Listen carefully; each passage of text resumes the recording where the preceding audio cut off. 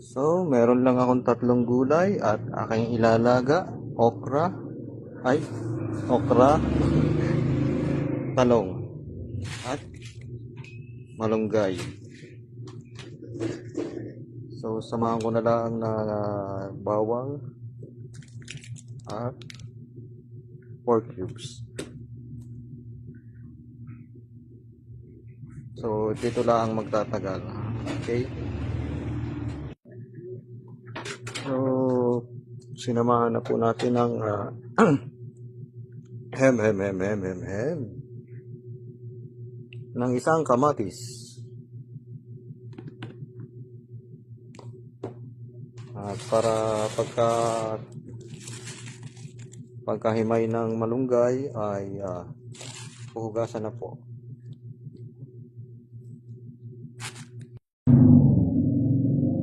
So, everything is ready. Sinamahan ko na rin po ng konting sibuyas. Yung sibuyas na lason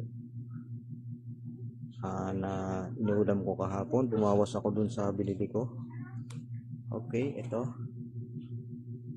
At nahugasan na. Ito ang ating hugas bigas. So ito po, finish na po ang ating pagluluto. Ito na po ang aking gulay.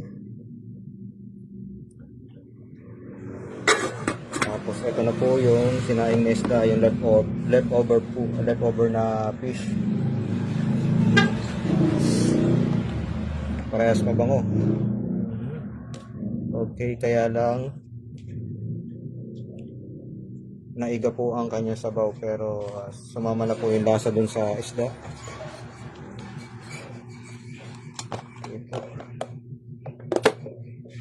Okay, we're finished and done.